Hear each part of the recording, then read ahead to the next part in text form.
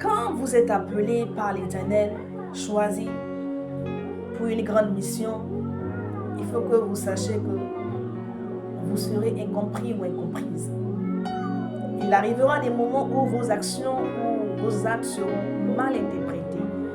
Parfois, on vous traitera de rebelle ou encore d'ingrat. Oui. Vous savez, il y a l'histoire d'un homme dans la Bible qui m'a un peu intriguée. C'est celle de Moïse. Nous savons bien que Moïse a été élevé donc par la fille de Pharaon, qui a été donc une mère adoptive pour lui. Parce que tout simplement, lorsque Joseph est mort, le Pharaon qui est venu n'avait pas connu Joseph, et donc il a commencé donc à maltraiter donc les Hébreux avec des corvées et tout. Et quand malgré vraiment tout ce qu'il faisait, il a vu que ce peuple a été fort et qu'il se multipliait. Donc il a décidé donc de faire tuer tous les mâles. C'est dans cette période-là qu'est né Moïse. Sa mère l'ayant caché pendant 3 mois, ne pouvait pas le cacher parce que indéfiniment, elle savait qu'elle allait se faire prendre. Et donc elle fabrique une corbeille, elle le met dedans et le dépose sur l'eau. Et c'est ainsi que Moïse a été vu donc par la fille de Pharaon. Il pleurait, elle a eu pitié de lui.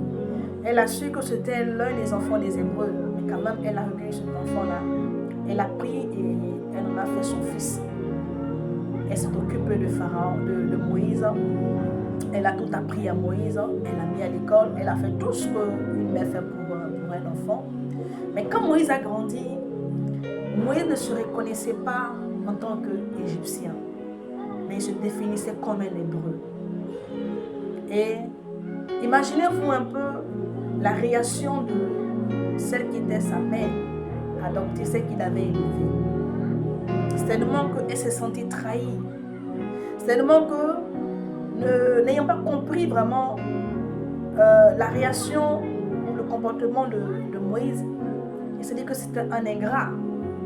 Est-ce que vous comprenez? Et la Bible dit que Moïse ayant tué un Égyptien, Moïse a pris la fuite.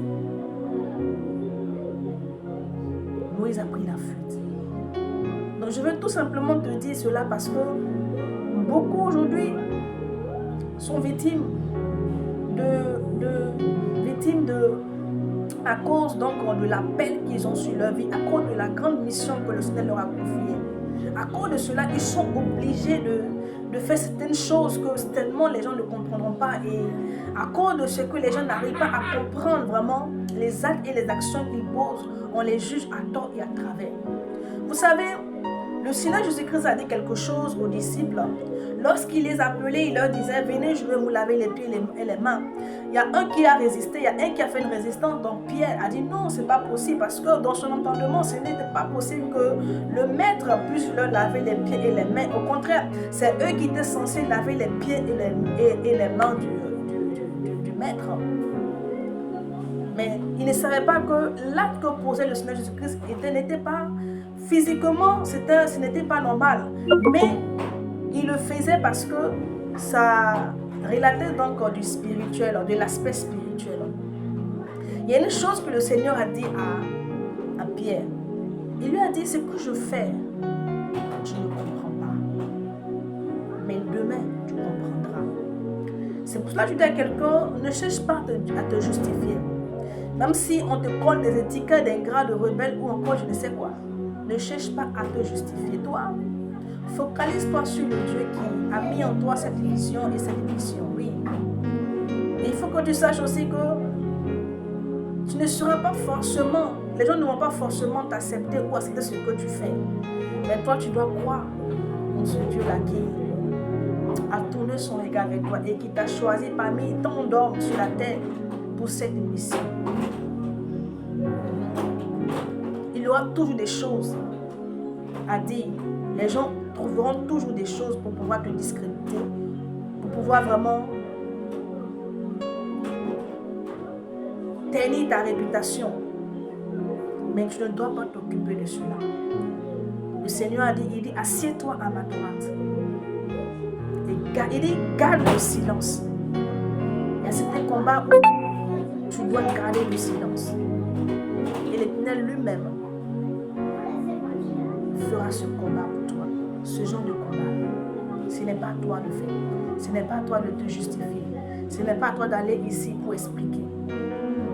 Toi, concentre-toi sur l'œuvre et laisse le Seigneur te justifier. Mais il faut que tu retiennes que tu le veuilles ou pas, tu seras incompris et incomprise.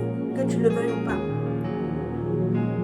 Les gens ne comprendront pas toujours ce que tu feras. Oui, parce que ce que tu feras, bien-aimé, c'est des choses que le Seigneur mettra dans ton cœur. Et que tout ce qui vient de l'Éternel, bien-aimé, opposé à ce que le monde veut, à ce que le monde fait. Donc tu seras toujours combattu. Il y aura toujours des gens qui vont te résister, qui vont s'opposer à ce que tu feras. Mais ce Dieu qui t'a appelé te permettra d'y arriver si tu te focalises sur lui.